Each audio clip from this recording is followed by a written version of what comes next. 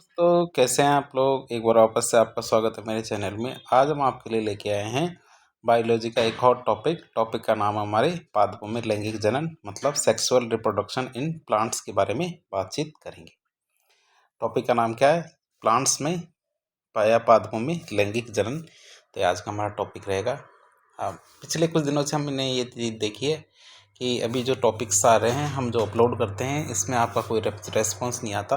Please आपको यदि topic पसंद आता है तो भी रेस्पॉन्स कीजिए, नहीं आता है तो भी रेस्पॉन्स कीजिए। इससे हमें हमारे भविष्य के बारे में पता चलता है कि हमें इस दिशा में आगे कार्य करना है या नहीं करना। आपके लिए ये लाभदायक है या नहीं है।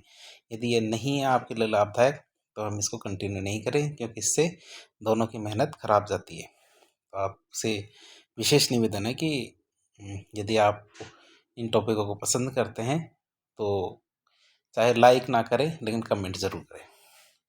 शुरू करते हैं आज का टॉपिक। लैंगिक जनन क्या होता है? कि लैंगिक जनन क्या होती है? एक ऐसी प्रक्रिया है जिसमें क्या होता है, नर और मादा युग्मक जो हमारे गैमेट्स होते हैं, नर और मादा गैमेट्स, इनका संलयन होता है। संलयन जैसे हमारे जो मानवों में होता है, जैसे शुक्राणु और अंडाणु का होता है, वैसा संलयन होता है इसके अंदर, जिसमें एक नया पौधा उत्पन्न होता है। जिसमें क्या होता है, एक नया पौधा उत्पन्न होता है। यह क्या है? जनन प्रक्रिया। क्या यह जनन प्रक्रिया मुख्य रूप से फूलों वाले जो पौधे होते हैं, फ्लावरिंग प्लांट्स, इनके अंदर पाई जाती है। ये जो जनन प्रक्रिया है जो आज हम पढ़ रहे हैं, तो ये हमारे किस में पाई जाती है? फ्लावरिंग प्लांट्स के अंदर पाई जाती है। तो बात करते हैं पादपों में लैंगिक जनन का महत्व। पादपों में लैंगिक जनन का महत्व की बात करें तो ये क्या करता है, आनुवंशिक जो विविधता है इसको बढ़ाता है। मतलब जेनेटिक वैरायटी होती है, इसको बढ़ाता है। क्योंकि यदि सभी में यदि कायिक जनन हो तो कायिक जनन में क्या होता है, बिल्कुल सेम टू सेम कॉपी होती है। जो हमारे पैतृक होता है जीव, उसकी बिल्कुल सेम टू सेम कॉपी होती है कायिक जनन में। लेकिन हमारे लैंगिक जनन में क्या होती है, जो हमारी गैमिट्स होते हैं तो उनके अंदर क्या होते हैं कि कुछ विभिन्नताएं आ जाती है। जब उसमें संलयन होता है तो एक गैमेट का दूसरे गैमेट से संलयन होता था, उसमें कुछ विभिन्नताएं आ जाती है। तो आनुवंशिक विविधता के लिए ये बहुत ज़्यादा जरूरी है। नई नई प्रजातियों के विकास में सहायक होता है। यही है, इस कारण है, इसी वजह से हमारे चाहे 140 करोड़ हमारे भारत देश की जनसंख्या हो, चाहे 900 करोड़ हमारी दुनिया की जनसंख्या हो, एक व्यक्ति की शक्ल दूसरे व्यक्ति से इसीलिए नहीं मिलती। क्यों? क्योंकि हमारे लैंगिक प्रजनन होता है। तो उसी तरह पादपों में भी ऐसा ही होता है। और पर्यावरणीय जो परिस्थितियाँ होती हैं इनके अनुकूलन में भी सहायता करता है। क्या क्या? आनुवंशिक विविधता को बढ़ाता है, नई प्रजाति के विकास में सहायक होता है, और पर्यावरणीय परिस्थितियों के अनुकूलन में सहायक होता है। अब हम बात करते हैं पेड़ पौधों के अंदर पुष्प की संरचना। क्यों? क्योंकि हमारे जो ये हमारा लैंगिक जनन है ये हमारे पुष्प के अंदर होता है, इसलिए सबसे पहले हमें पुष्प के बारे में पता होना चाहिए। पुष्प की बात करें तो पुष्प पौधों का प्रजनन अंग होता है जो लैंगिक जनन में सहायता करता है। अब यह क्या है, 4 प्रमुख संरचनात्मक भागों से मिलकर बना होता है। तो बात करते हैं हमारे पुष्प के प्रमुख भागों के बारे में। पहला भाग होता है हमारा बाह्य दलपुंज। पहला भाग क्या होता है? बाह्य दलपुंज, जिसे अंग्रेजी में कहते हैं कैलिक्स। क्या कहते हैं? कैलिक्स। कैलिक्स तो क्या है, टोटल जितने भी बाह्य दलपुंज है उन सबको मिला के कैलिक्स कहते हैं। और इसका एक पार्ट, क्या एक पार्ट की बात करते हैं, जैसे हमारा फ्लावर होता है, फ्लावर के अंदर, जैसे मैं आपको बता दूं, चित्र के अंदर दिखाते हैं आपको कैलिक्स की। जैसे ये कैलिक्स है, बाह्य दलपुंज, तो ये बाह्य दलपुंज है। ये ग्रीन ग्रीन ग्रीन ग्रीन बना हुआ ना, ये बाह्य दलपुंज है। अब ये क्या है, किसी हर फूल के अंदर एक से ज़्यादा होते हैं। एक को तो हम कहते हैं सेपल। क्या कहते हैं? एक को तो हम कहते हैं सेपल, जो पत्तियां निकली होती है। यदि आपने गुलाब का फूल देखा हो तो गुलाब के फूल में जो फ्लावर होता है, फ्लावर के जस्ट नीचे हरी हरी हल्की हल्की पत्तियां निकली होती है, जिन्हें हम क्या कहते हैं? सेपल्स कहते हैं। एक पत्ती को तो सेपल्स कहते हैं, सारी पत्तियों को एक साथ कहें तो उसे कैलिक्स कहेंगे। कैलिक्स मतलब बाह्य दलपुंज। ये फूल का सबसे बाहरी भाग होता है। ये छोटे हरे रंग के जो पत्ती नुमा संरचना होती है, जिन्हें हम क्या कहते हैं? एक पत्ती को हम क्या बोलते हैं? दल या सेपल कहते हैं। दलपुंज को कैलिक्स और एक पत्ती या दल को हम सेपल कहते हैं। इसका मुख्य कार्य क्या होता है? फूल की कली मतलब बड होती है, उसकी सुरक्षा करना इसका मुख्य कार्य होता है। क्या? जब फूल छोटा होता है, क्या जब फूल छोटा होता है तो ये क्या होता है, इन्हीं बाह्य दलपुंज, ये कैलिक्स के अंदर ही ये छुप के रहता है। तो उस समय क्या है, इसकी रक्षा करने का काम बाह्य दलपुंज का ही होता है। बात करें सभी, यदि सभी बाह्य दल आपस में जुड़े होते हैं तो इसे गेमोजीपल्स कहते हैं, गेमोसेपलस कहते हैं। और यदि सारे के सारे अलग हो दलपुंज तो इसे पॉलीसिप्लस कहते हैं। तो वो इतना तो कोई पूछता नहीं, लेकिन ये तो वैसी बात है कि सारे के सारे दल जुड़े हुए भी हो सकते हैं, सारे के सारे दल अलग अलग भी हो सकते हैं। जैसे गुलाब होता है तो गुलाब में अलग अलग होते हैं, और कई पादपों में क्या क्या होता है, पुष्पों में ये सारे के सारे दल जुड़े हुए भी हो सकते हैं। तो ये से तो कोई पूछता नहीं, लेकिन आपको थोड़ी सी जानकारी वैसे ही दे रहे हैं, एक्स्ट्रा जानकारी। सारी एक्स्ट्रा जानकारी जरूरी नहीं है, परीक्षा के लिए योग्य हो। फिर बात करते हैं कोरोला। कोरोला की बात करते हैं कि मेन फ्लावर का पार्ट होता है ये कोरोला। भाई हम पुष्प की तरफ आकर्षित होते हैं, क्यों? क्योंकि इसकी जो रंगीन पंखुड़ियाँ होती है उनको देख के हम क्या है, उनकी तरफ आकर्षित होते हैं। अब सारी पंखुड़ियों को एक साथ बोले तो उसे कहते हैं पुष्पमंडल या कोरोला। एक करेला नहीं है, ध्यान रखना, कोरोला है। जैसे एक अमिताभ बच्चन और जो हमारी धर्मेंद्र की एक मूवी थी जिसके अंदर और जया भादुड़ी भी थी उसके अंदर अभिनेत्री, तो उसके अंदर यही बताया गया था कि करेला को कोरोला, करेला कोरोला, तो इस तरह है। तो ये करेला नहीं है, ये क्या है कोरोला। तो हमारी सारी पंखुड़ियों को एक साथ बोले तो क्या कहेंगे, तो इसको पुष्पमंडल या कोरोला कहेंगे। और एक पंखुड़ी जो हमारे कलरफुल पंखुड़ी होती है उसे हम क्या कहेंगे, उसे पुष्प व पेटल्स कहेंगे। उसे हम क्या कहेंगे, पेटल्स या पंखुड़ियाँ कहेंगे। तो बात करते हैं आगे। ये क्या है, ये बाह्य दलपुंज के अंदर स्थित होता है। ये क्या होता है, बाह्य दलपुंज के अंदर स्थित होता है। इसमें क्या रंग बिरंगी पंखुड़ियाँ या पेटल्स होती है जो परागण मतलब पॉलिनेशन में सहायता करती है। जो क्या करती है, परागण या पॉलिनेशन में सहायता करती है। ये खासकर ये कीटों को आकर्षित करती है। पॉलिनेशन के लिए जब कीटों को आकर्षित करना होता है तो हमारी ये रंग बिरंगी पंखुड़ियाँ ही कीटों को अपनी ओर आकर्षित करती है। यदि सारी सारी पंखुड़ियाँ आपस में जुड़ी हो तो इसे गेमोपेटलस कहते हैं। क्या, सारी सारी जो कलर्ड जो पंखुड़ियाँ हैं आपस में जुड़ी हुई होती है तो इसे गेमोपेटलस कहते हैं। और यदि अलग अलग हो तो इसे पॉलीपेटलस कहते हैं। तो इसे क्या कहेंगे, पॉलीपेटलस कहेंगे। कि यदि सारी सारी जो पंखुड़ियाँ हैं आपस में जुड़ी हुई हो तो उसे गेमोपेटलस कहेंगे। और यदि सारी सारी अलग अलग हो तो उसे पॉलीपेटलस कहेंगे। तो इस तरह हमने इसको देख लिया। तो चित्र को देखते हैं। चित्र में हमने ये चीज़ तो देख ली, पेटल और सेपल। क्या, पेटल और सेपल तो देख लिया, क्योंकि ये पेटल है और ये हमारी पेटल है, ये हमारी क्या था, सेपल। सेपल तुम्हारे बाह्य दलपुंज था और दलपुंज क्या हमारे पेटल है। एक पेटल मतलब एक पंखुड़ी को हम क्या बोलते हैं, पेटल कहते हैं।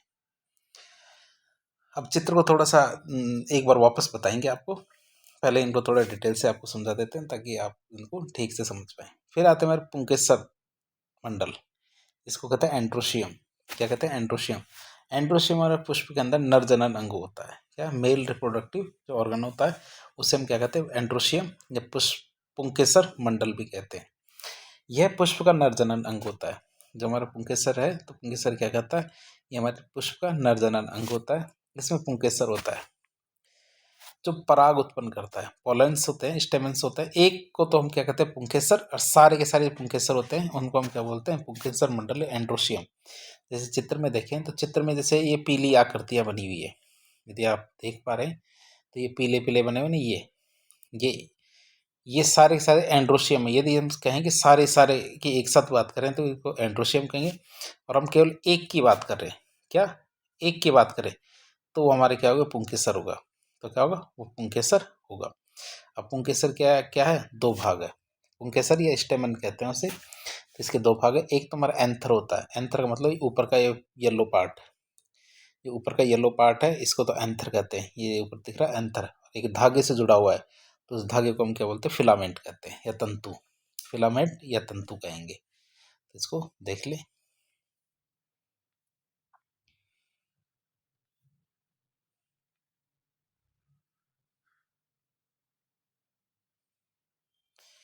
तो शुरू करते हैं आगे। तो प्रत्येक पुंकेसर दो भागों से मिलकर बना होता है। प्रत्येक पुंकेसर क्या, दो भागों से मिलकर बना होता है। एक तो होता है परागकोश जिसे एंथर कहते हैं, और ये परागकण उत्पन्न करता है। ये क्या करता है, परागकण उत्पन्न करता है, ये पोलन ग्रेन्स उत्पन्न करता है। फिर बात करें परागवाहिनी, ये फिलामेंट, तो ये पतली डंठल होती है जो परागकोश को सहारा देती है। तो परागकोश या परागवाहिनी की बात करें तो दो भाग होते हैं प्रत्येक पुंकेसर के। स्टेमन के क्या होते हैं, दो भाग होते हैं, एक तो क्या परागकोश होता है और एक परागवाहिनी या एंथर या फिलामेंट्स कहते हैं। फिर बात करें हमारे, ये तो हमारे पुंकेसर की बात करी, तो अब आता है स्त्रीकेसर। तो सबसे पहले क्या आता है स्त्रीकेसर मंडल या फिर गायनोशियम। तो हमारे जो पुंकेसर मंडल होता है उसको तो एंड्रोशियम कहते हैं, तो स्त्रीकेसर मंडल को हम क्या कहेंगे, गायनोशियम। ये हमारे मादा जनन अंग की तरह कार्य करता है। ये पुष्प का मादा प्रजनन अंग होता है। ये क्या होता है, पुष्प का मादा प्रजनन अंग होता है। इसे कार्पल या पिस्टिल कहते हैं। क्या इसे कार्पल या फिर पिस्टिल भी कहते हैं, आप याद रखेंगे, कार्पल या पिस्टिल भी कहते हैं इसको, हमारा मादा जनन अंग है उसे। तो हम चित्र में भी दिखा देते हैं। चित्र में जैसे बीचों बीच ग्रीन पार्ट है, बीचों बीच का जो ग्रीन पार्ट है ये वाला, तो इसकी बात करें ये वाला, तो ग्रीन वाले पार्ट की बात कर रहे हैं। तो इसके अंदर एक सबसे ऊपर तो स्टिग्मा है जो हमारे ऊपर है, ये वर्तिकाग्र कहते हैं इसे। वर्तिकाग्र मतलब ये वर्तिका के सबसे ऊपर वाला भाग होता है, इसे वर्तिकाग्र कहते हैं। फिर स्टाइल इसे वर्तिका कहते हैं, या फिर ये ओवरी मतलब अंडाशय। यदि तीनों को यदि जोड़ दें, तीनों को जोड़ दें तो इसे क्या कहेंगे, पिस्टिल कहेंगे। तीनों को जोड़ दें तो हम क्या कहेंगे, इसे पिस्टिल कहेंगे। तो आप कह सकते हैं, जो आपको मन कहे वो कह सकते हो आप। आगे बात करें तो इसमें क्या तीन भाग होते हैं, जो हमारे पिस्टिल होता है तो पिस्टिल के तीन भाग होते हैं। सबसे ऊपर होता है स्टिग्मा, स्टिग्मा को हम हिंदी में कहते हैं वर्तिकाग्र, क्योंकि वर्तिका के ऊपर है अग्रभाग, वर्तिका का अग्रभाग वर्तिकाग्र। ये क्या होता है, चिपचिपा होता है। क्या होता है, चिपचिपा होता है और ये परागकणों को ग्रहण करता है। ये भाग क्या होता है, चिपचिपा होता है और ये परागकणों को ग्रहण करता है। फिर बात करें वर्तिका स्टाइल की, तो यह एक नलिका नुमा संरचना होती है। वर्तिका क्या होती है, एक नलिका नुमा संरचना होती है जो क्या करती है, परागकणों को अंडाशय तक पहुंचाती है। तो ये नलिका नुमा एक संरचना होती है जो क्या करती है, परागकणों को अंडाशय तक पहुंचाती है। फिर आता है अंडाशय या ओवरी। ये फूल का सबसे निचला वाला भाग होता है जिसमें अंडाणु होते हैं, जैसा कि चित्र में भी हमने देखा था। निषेचन के बाद, फर्टिलाइजेशन के बाद अंडाणु बीज में बदल जाता है। कि जैसे चित्र में आपको एक बार वापस बता दें कि जैसे ये तो हमारा क्या था, ये तो हमारा वर्तिकाग्र था। वर्तिकाग्र ये यहाँ से ये वर्तिका थी, ये बीच में ये पूरी पूरी वर्तिका है, और ये अंडाशय, अंडाशय के अंदर ये बीज है। तो अंडाणु है, तो अंडाणु क्या करेंगे बाद में बीज में बदल जाएंगे। किस में बदल जाएंगे, बीज में बदल जाएंगे।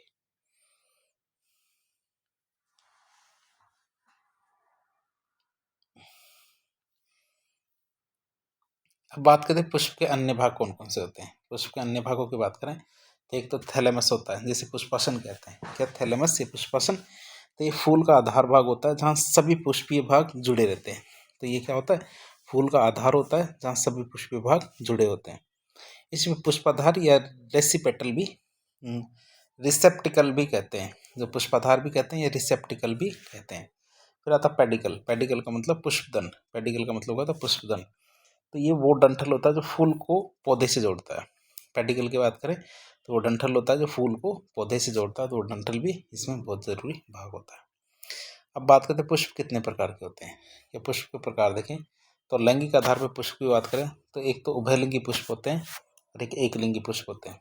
तो ऐसे पुष्प जिसमें नर और मादा दोनों प्रजनन अंग होते हैं, जैसे हमारे गुलाब, सूरजमुखी और मटर। तो इसमें क्या होता है, एक ही जो फूल होता है तो उस फूल के अंदर दोनों ही नर और मादा दोनों जनन तंत्र या प्रजनन अंग होते हैं। फिर एकलिंगी, तो ऐसे पुष्प जिसमें या तो कोई नर प्रजनन अंग होगा या फिर मादा प्रजनन अंग होंगे, जैसे पपीता, भुट्टा, ये सब। इसके अंदर एक फूल के अंदर एक ही प्रजनन अंग होता है, दोनों नहीं होते हैं। तो लैंगिक आधार पर फूल दो प्रकार के होते हैं, उभयलिंगी पुष्प और एकलिंगी पुष्प। फिर बात करें पुष्पांगों की उपस्थिति के आधार पर। क्या पुष्पांगों की उपस्थिति के आधार पर फूल की बात करें तो कई तो फूल होते हैं कंप्लीट फ्लावर कहते हैं, जिसे पूर्ण फूल कहते हैं। ऐसे पुष्प जिसमें चारों चीज़ें मतलब सेपल्स, पेटल्स, पुंकेसर और स्त्रीकेसर। तो हमारे दल मतलब बाह्य दल, दल, पुंकेसर और स्त्रीकेसर। बाह्य दल की बात करें तो सेपल्स, पंखुड़ियाँ मतलब दल, पुंकेसर, स्त्रीकेसर, चारों के चारों जो भाग है वो मौजूद हो तो उन्हें हम कंप्लीट फ्लावर या फिर हम पूर्ण पुष्प कहेंगे, जिससे हमारे गुलाब, सूरजमुखी होते हैं। इसके अंदर चारों चीज़ें होती है। दूसरे होते हैं हमारे अपूर्ण पुष्प, इनकम्प्लीट फ्लावर की बात करें तो ऐसे पुष्प जिसमें कोई भाग अनुपस्थित हो। क्या ऐसे पुष्प जिसमें कोई भाग अनुपस्थित हो, जैसे हमारे कद्दू या मक्का होती है।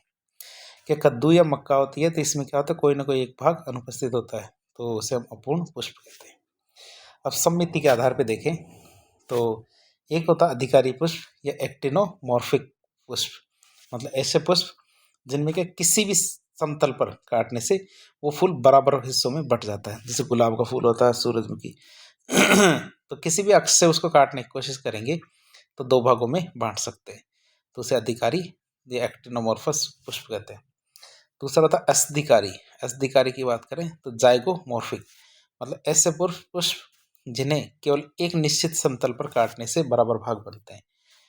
हर अक्ष से वो दो भागों में नहीं बट सकता, केवल एक ही अक्ष होगा जिससे काटने पर दो भागों में बट सकता है, उसे जाइगोमॉर्फस फ्लावर कहेंगे। अब बात करें फूल के पुष्प क्या कार्य करते हैं। पुष्पों के कार्य की बात करें तो लैंगिक जनन में सहायता करते हैं, परागण में क्या कीटों और अन्य माध्यमों को आकर्षित करते हैं। परागण या पॉलिनेशन होती है तो पॉलिनेशन में कीटों और जो अन्य माध्यम होते हैं इनको अपनी ओर आकर्षित करते हैं। फल और क्या बीज और फल के निर्माण में सहायता करते हैं, कि बीज और फल के निर्माण में भी सहायक होते हैं। कुछ पुष्प क्या औषधीय और सुगंधित होते हैं और इनका उपयोग इत्र और औषधियों में किया जाता है। कुछ पुष्प क्या होते हैं औषधीय और सुगंधित होते हैं, इनका उपयोग इत्र और औषधियों में किया जाता है। तो पुष्प ऐसे बहुत सारे कार्य करते हैं। अब निष्कर्ष के रूप में देखें पुष्प की बात तो पुष्प क्या पौधे का सबसे महत्वपूर्ण प्रजनन अंग होता है, जिसमें नर पुंकेसर मादा स्त्रीकेसर प्रजनन सहायता संरचनाएं होती है। ये परागण निषेचन की क्रियाओं के माध्यम से नए पौधे के निर्माण में सहायता करता है। यह पुष्प की संरचना बहुत प्रकार की होती है, जो पौधों की प्रजाति के अनुसार अलग अलग भी हो सकती है। जरूरी नहीं सारे फूल एक जैसे लगे, लेकिन बेसिक संरचना एक जैसी हो सकती है, लेकिन पुष्प अलग अलग हो सकते हैं।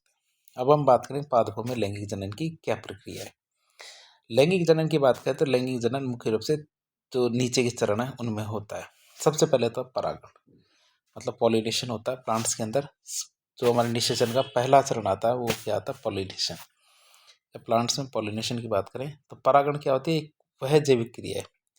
परागण क्या वह जैविक क्रिया है जिसमें परागकण नर जनन अंग मतलब पुंकेसर के परागकोश से मादा जनन अंग स्त्रीकेसर के वर्तिकाग्र तक पहुंचते हैं। तो परागण क्या होती है, परागण वह जैविक प्रक्रिया है जिसमें परागकण क्या होते हैं, पॉलिन ग्रेन्स क्या होते हैं, नर जनन अंग भी कहते हैं। तो पुंकेसर के परागकोश से मादा जनन अंग स्त्रीकेसर के वर्तिकाग्र तक पहुंचते हैं। और यह क्या निषेचन या फर्टिलाइजेशन की पहली और आवश्यक प्रक्रिया होती है। ये क्या होती है, फर्टिलाइजेशन या फिर निषेचन की पहली प्रक्रिया भी होती है और अति आवश्यक प्रक्रिया भी होती है। क्यों, क्योंकि इसके बिना तो निषेचन हो ही नहीं सकता। सबसे पहले परागण की बात करें तो परागण की परिभाषा क्या है। तो परागण क्या है, परागण वह प्रक्रिया है जिसमें पुष्प के जो पुंकेसर है उससे स्त्रीकेसर के वर्तिकाग्र वहां तक परागकणों का स्थानांतरण होता है, जिससे क्या होता है निषेचन संभव हो। हम देख सकते हैं, हमने चित्र में भी आपको बताया था, वैसे और बता देते हैं आपको इस चित्र में। जैसे ये पुष्प है, जैसे ये पुष्प है, पुष्प में क्या है, ये पुंकेसर है। तो पुंकेसर से हमारे ये यहाँ से घूम के यहाँ आए या फिर यहाँ पे से यहाँ जाए, लेकिन पुंकेसर से हमारे स्त्री केसर तक जाना जरूरी है। क्यों, क्योंकि यदि ये नहीं जाएगा तो फिर निषेचन नहीं होगा। बात करें परागण के प्रकार, क्या परागण के प्रकार की बात करें, टाइप ऑफ पॉलिनेशन की बात करें तो पहला प्रकार आता है स्वपरागण। क्या होता है स्वपरागण या सेल्फ पॉलिनेशन या ऑटोगमी। स्वपरागण की बात करें जब एक ही पुष्प पर या एक ही पौधे के पुष्प के परागकण उसी पुष्प के प्रति वर्तिकाग्र पर गिरते हैं। क्या, एक ही पुष्प के या एक ही पौधे के पुष्प के जो परागकण क्या होते हैं उसी के वर्तिकाग्र पर गिरते हैं, तो इसे हम कहते हैं स्वपरागण या सेल्फ पॉलिनेशन कहते हैं। अब स्वपरागण भी दो तरह का होता है। स्वपरागण की बात करें तो स्वपरागण भी दो तरह का होता है। एक तो हमारा होता है समपरागण और एक होता है गाइटनोगेमी। तो समपरागण मतलब परागकण क्या एक ही पुष्प में स्थानांतरित होते हैं। जैसे पुष्प होता है तो जैसे मेल, एक ही पुष्प है उसमें मेल और फीमेल दोनों अंग होते हैं, तो मेल से हमारे जो परागकण निकल के वर्तिकाग्र तक पहुंच जाते हैं तो उसी पुष्प में पहुंचेंगे, जैसे समपरागण या ऑटोगमी कहेंगे। और गाइनेटोगमी की बात करें, गाइटेनोगमी की बात करें तो परागकण एक ही पौधे के दूसरे पुष्प के वर्तिकाग्र पर पहुंचते हैं, जैसे मक्का या कद्दू तो इनके अंदर ऐसा ही होता है। तो इसे परागण भी स्वपरागण भी दो प्रकार के हो सकते हैं। अब स्वपरागण होता है तो स्वपरागण से कोई फायदा है या नहीं, इसकी बात करें तो ये स्वपरागण क्या है, यह सुनिश्चित करता है कि हर पुष्प में निषेचन हो। स्वपरागण क्या होता है, यह निश्चित करता है कि हर पुष्प में निषेचन हो। बाहरी परागणकर्ताओं की इसमें जरूरत नहीं पड़ती। पौधों की स्थिर आनुवंशिक संरचना बनी रहती है, अर्थात उनकी जो बेसिक संरचना है, काम की संरचना, उसमें कोई भी बिछो नहीं होता, मतलब कोई भी गड़बड़ नहीं होती है। वो उसकी जो आनुवंशिक संरचना वैसी वैसी बनी रहती है। लेकिन स्वपरागण से कुछ गड़बड़ भी होती है, और वो गड़बड़ी या हानियों की बात करें क्या है। पहला, आनुवंशिक विविधता कम होती है। इससे क्या होता है, जेनेटिक वेरिएशन कम होती है। आनुवंशिक विविधता या जेनेटिक वेरिएशन कम होती है। इससे बात करें आगे, पौधे के बाहरी जो पर्यावरणीय परिवर्तन इसके प्रति कम अनुकूल होते हैं। क्या होते हैं, पौधे क्या होते हैं, बाहरी पर्यावरणीय परिवर्तनों के प्रति कम अनुकूल होते हैं। कुछ पौधों में इनब्रीडिंग डिप्रेशन हो सकता है। क्या इनब्रीडिंग डिप्रेशन हो सकता है कुछ पौधों में। तो ये हमारे कुछ नुकसान है। इनब्रीडिंग डिप्रेशन का मतलब कि कई बार क्या होता है कि स्वपरागण की वजह से यदि किसी पादप में कोई बीमारी है तो वह उसी पादप में बनी रहेगी, कभी नहीं जा सकती वो। फिर बात आता है परपरागण या क्रॉस पोलिनेशन। तो जब परागण एक पुष्प से दूसरे पुष्प के वर्तिकाग्र पर स्थानांतरित होते हैं तो इसे परपरागण या क्रॉस पोलिनेशन कहते हैं। तो अभी हमने देखे थे, दो प्रकार देखे थे ना, तो ये इसके स्वपरागण के, एक तो ऑटोगमी और जेनेटोगेमी। तो ऑटोगमी की बात की थी अपने। तो ऑटोगमी में तो क्या होता है कि ये पुष्प है, इस पुष्प पे सीधे इसी पुष्प पे आ गए परागण निकल के। और जेनेटोगेमी क्या, ये एक ही पादप है, इसका एक फूल ये है एक फूल ये है, तो इसमें यहाँ से निकल के इस पे आ गए, पादप एक ही रहेगा। लेकिन अपन क्रॉस पॉलिनेशन या जेनोगेमी की बात करें तो एक पादप अलग ये है और अलग ये है, तो इधर से निकल के पादप यहाँ आ गए या फिर इधर से निकल के यहाँ आ गए, तो पादप ही दूसरा होना चाहिए। क्रॉस पॉलिनेशन के लिए क्या होता है, पादप ही दूसरा होना चाहिए। तो आप इसको ध्यान से देखेंगे तो आप इसको आसानी से समझ पाएंगे। अब बात करते हैं परागकण के प्रकार।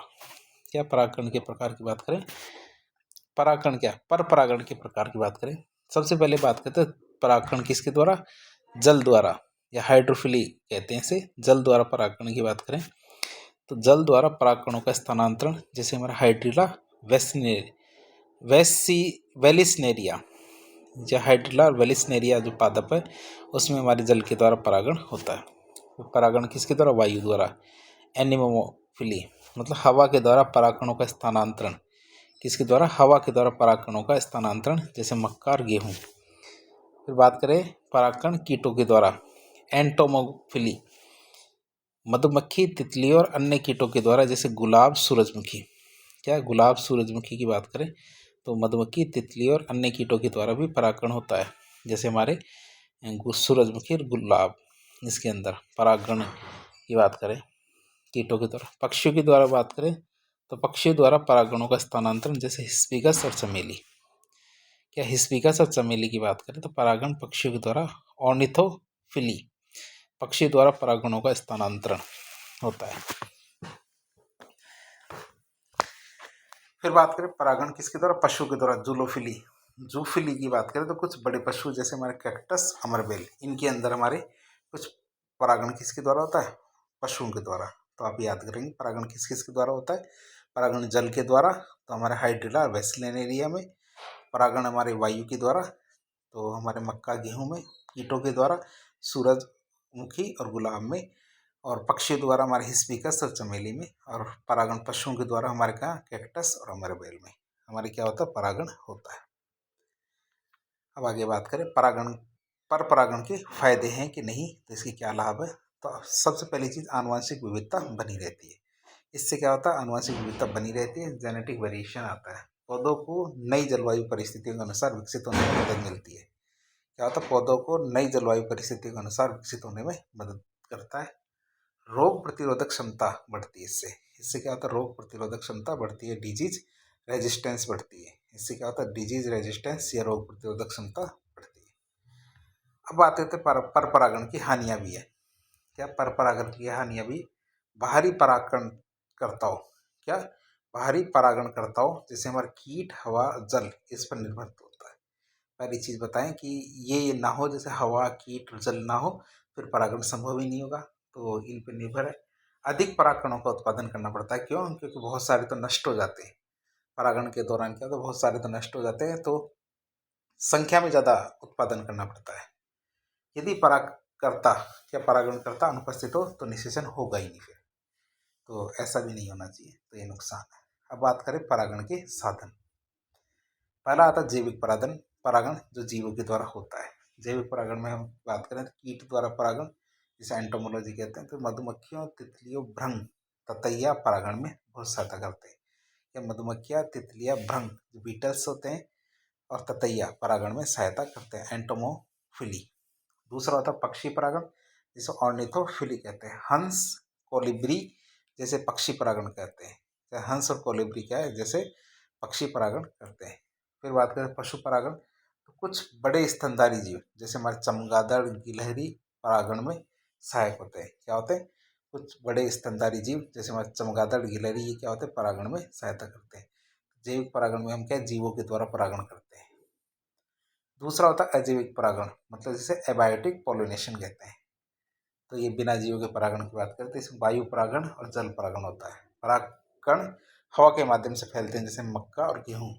जल परागण की बात करें तो जल में रहने वाले पौधों में जल परागण होता है, जैसे हाइड्रिला और वेलिसनेरिया। क्या हाइड्रिला और वेलिसनेरिया क्या है? इसमें क्या होता है? जल द्वारा परागण होता है। अब हम बात करेंगे परागण के महत्व की, या परागण के महत्व या इम्पोर्टेंस ऑफ पॉलिनेशन की बात करें तो इम्पोर्टेंस क्या है इसकी? पहली इंपॉर्टेंस आती है पादपों में लैंगिक जनन को संभव बनाता है। ये क्या करता है? पादपों में लैंगिक जनन को संभव बनाता है। दूसरा, फसल उत्पादन में वृद्धि करता है। ये क्या करता है? फसल उत्पादन में वृद्धि करता है। तीसरा, आनुवंशिक विविधता को बढ़ाता है। क्या करता है? आनुवंशिक विविधता को बढ़ाता है। पर्यावरण संतुलन बना के रखता है। ये क्या करता है? पर्यावरण संतुलन बना के रखता है। पांचवा रहता है हमारा मधुमक्खी पालन और शहद उत्पादन में सहायता करता है। क्या? मधुमक्खी पालन और शहद उत्पादन में मदद करता है। तो इस तरह बात करें तो पॉलिनेशन की फायदे। अब निष्कर्ष के रूप में देखिए, निष्कर्ष के रूप में देखिए तो परागण क्या करता है? परागण पौधों के जीवन चक्र का एक बहुत अनिवार्य भाग होता है, जो निषेचन के लिए बहुत ज़्यादा जरूरी है। यह क्या करता है? स्वपरागण और परपरागण इनके माध्यम से संपन्न होता है। या तो स्वपरागण के माध्यम से होगा या परपरागण के माध्यम से होगा। परपरागण क्या है? पौधों में आनुवंशिक विविधता को बढ़ाने में मदद करता है। परपरागण क्या करता है? पौधों में क्या करता है? आनुवंशिक विविधता को बढ़ाने में मदद करता है। जबकि स्वपरागण पौधों की निरंतरता को बनाए रखने में सहायता करता है। जबकि स्वपरागण क्या करता है? पौधों की निरंतरता को बनाए रखने में मदद करता है। पर्यावरण में क्या, परागणकर्ता जीवों की भूमिका अत्यंत महत्वपूर्ण होती है, जिससे क्या होता है? पारिस्थितिक संतुलन बना रहता है।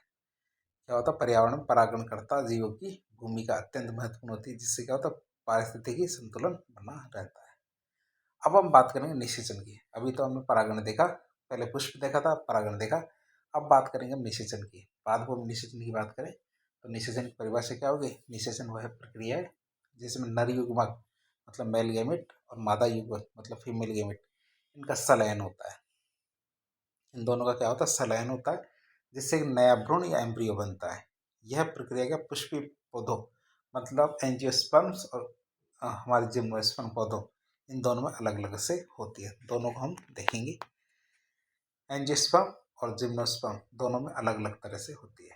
सबसे पहले एंजियोस्पर्म के अंदर देखेंगे। पुष्पीय पादप होते हैं उन्हें एंजियोस्पर्म कहते हैं, और अनावर्तबीजी पादप होते हैं उन्हें जिम्नोस्पर्म कहते हैं। तो इनमें अलग अलग तरह की है। सबसे पहले निषेचन की परिभाषा आपसे पूछी जाए तो क्या बताएंगे? तो निषेचन एक जैविक प्रक्रिया है जिसमें परागकण के नर युग्मक और अंडाणु के मादा युग्मक का संलयन होता है। क्या होता है? संलयन होता है, जिससे क्या होता है?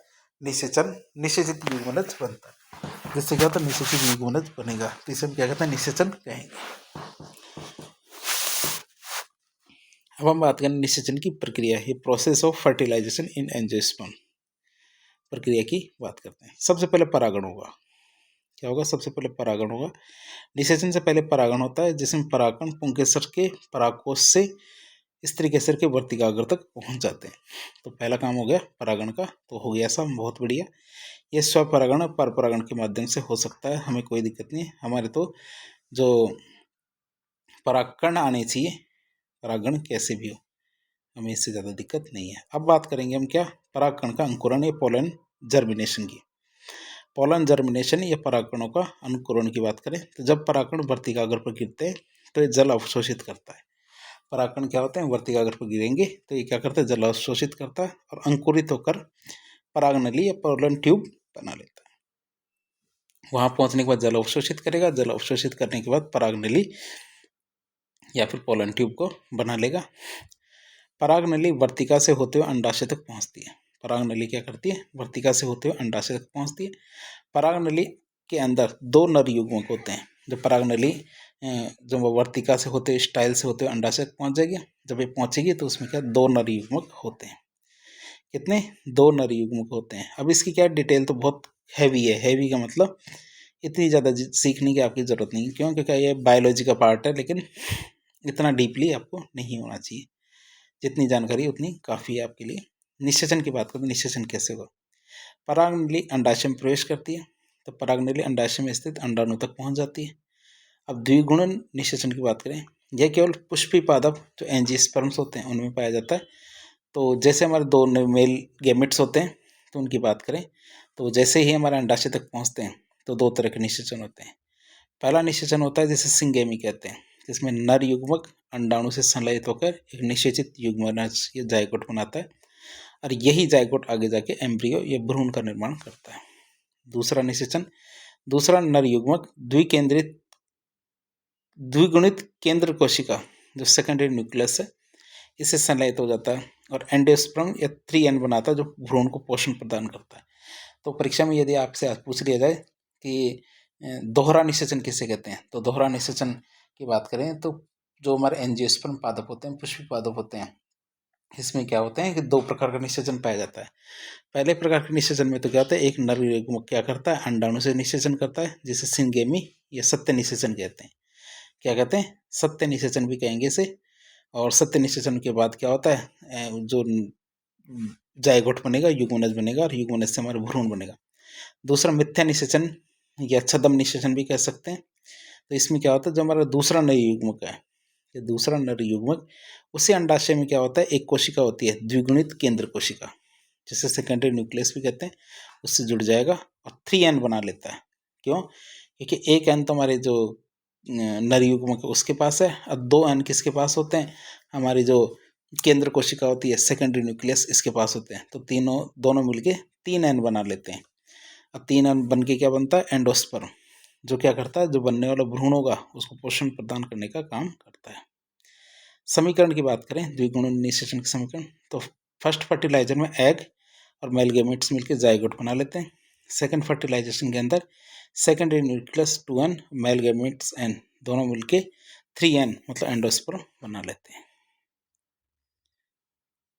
तो फ्लावर है, फ्लावर में हमने देखा कि यहाँ से जो पुंकेसर है, ये पुंकेसर से परागकण जाके इधर आ गए, लेकिन इसने तो इधर से नहीं, ये तो बहुत स्मार्ट आदमी है, तो इसने यहाँ से लिया है, यहाँ से परागकण निकले और यहाँ आ गए और यहाँ आके फिर एक सीधी पोलन ट्यूब बनाता है। क्या बनाता है, पोलन ट्यूब बनाता है। पोलन ट्यूब बनाने के बाद क्या होता है कि इसके अंदर आ जाएगा वो क्या कहते हैं, मेल गैमेट्स या फिर नर युग्मक आ जाएगा और अंडाणु से संयुक्त होकर और क्या बना लेगा, जायगोट बना लेगा। और जायगोट ही आगे बढ़ के क्या बनाता है, एम्ब्रियो बनाता है और एम्ब्रियो से हमारे पादप बन के एक सीधा नया पादप बन जाता है। तो इस तरह आप देख सकते हैं पादपों में निषेचन बहुत सिंपल होता है, लेकिन कई बार क्या है, प्रॉपर जानकारी नहीं होने से क्या है, हम इन चीज़ों को समझ नहीं पाते। सिंपल भाषा में कोई दिक्कत नहीं, आपको याद करने में भी आसान रहेगा। निषेचन के बाद होने वाले कौन कौन से परिवर्तन होते हैं। निषेचन के बाद अंडाणु तो बीज में बदल जाता है। क्या होता है, अंडाणु तो बीज में बदल जाता है। अंडाशय ओवरी फल में बदल जाती है। क्या होता है, अंडाशय ओवरी फल में बदल जाता है। वर्तिकाग्र वर्तिका मुरझा के सूख के गिर जाते हैं। क्या, मुरझा के सूख के गिर जाते हैं। एंडोस्पर्म क्या, तो भ्रूण को पोषण देता रहता है। तो अंडाणु तो बीज में बदल जाता है, अंडाशय फल में परिवर्तित हो जाता है। वर्तिकाग्र वर्तिका जिसे स्टाइल और स्टिग्मा कहते हैं, ये मुरझा जाते हैं और एंडोस्पर्म क्या है, भ्रूण को पोषण देने का कार्य करता है। अब बात करें जिम्नोस्पर्म की। एंजियोस्पर्म में तो निषेचन देख लिया, अब जिम्नोस्पर्म में कैसे होता है। यह निषेचन एकल निषेचन होता है, सिंगल फर्टिलाइजेशन होता है। नर युग्मक सीधे अंडाणु से मिल जाते हैं और सीधा निषेचन की क्रिया हो जाती है। क्यों? क्योंकि इसमें क्या द्विनिषेचन नहीं पाया जाता। क्या होता है? इसमें द्विनिषेचन नहीं पाया जाता। अब बात करें निषेचन की, तो निषेचन कितने प्रकार का होता है? एक तो हमारा एकल निषेचन होता है और एक द्विनिषेचन। एकल निषेचन जिसमें एक नर युग्मक निषेचन में भाग लेता है। क्या? जिसमें केवल एक नर युग्मक निषेचन में भाग लेता है, और ऐसा कहाँ होता है? जिम्नोस्पर्म में होता है। दूसरा होता है हमारा डबल फर्टिलाइजेशन। इसमें निषेचन प्रक्रियाएं होती है। इसमें एक से युग्मनज और दूसरे से एंडोस्पर्म का निर्माण होता है, जैसे हमारे जो पुष्प पादप होते हैं एंजियोस्पर्म, उनमें पाया जाता है।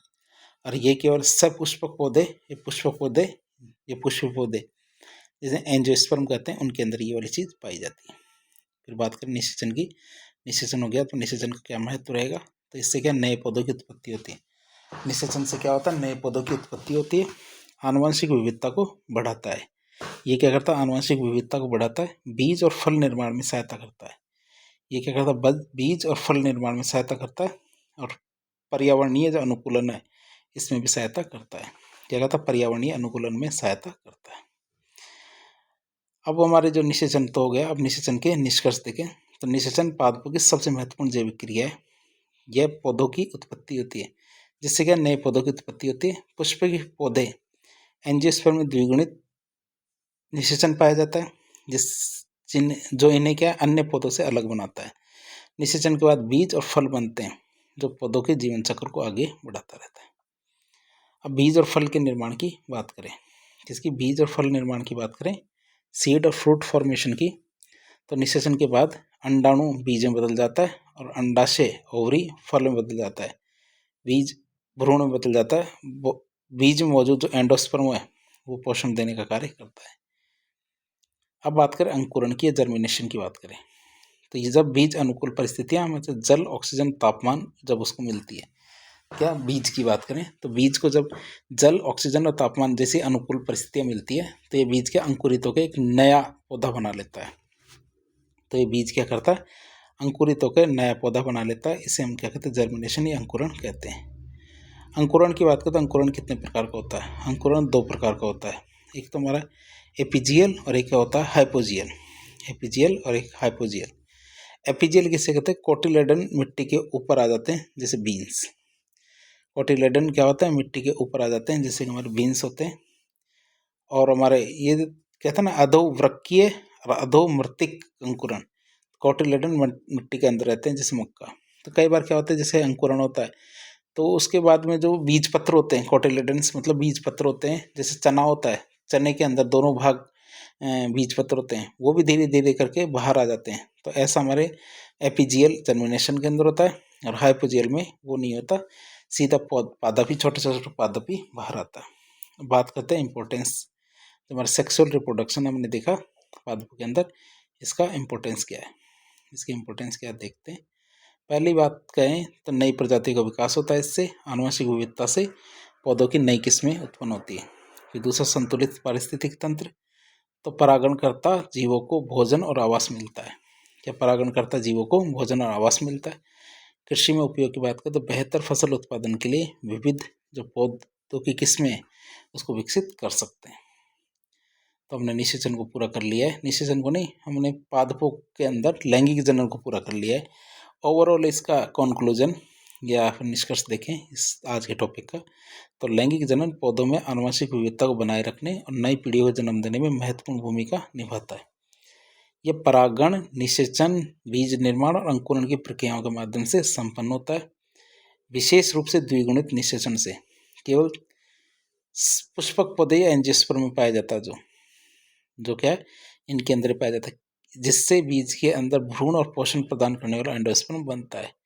और यह प्रक्रिया पौधों की वृद्धि, विकास और अस्तित्व के लिए अनिवार्य होती है। तो इस तरह आज के लेक्चर में हमने क्या, पादपों के अंदर लैंगिक जनन को देखा, और लैंगिक जनन के माध्यम से हमने नई नई चीज़ों को देखा, परागण को देखा, निषेचन को देखा। तो इस प्रकार के इन्फॉर्मेटिव वीडियो देखने के लिए हमारे चैनल से जुड़े। वीडियो यदि थोड़ा बहुत भी पसंद आया है तो वीडियो को लाइक करें, चैनल को सब्सक्राइब करें, अपने दोस्तों के साथ शेयर करें, और ये जो हमारी मुहिम है इसको आगे बढ़ाएं ताकि औरों को भी फायदा हो सके। और यदि आपके कोई सुझाव हो तो कमेंट में ज़रूर बताएं। धन्यवाद।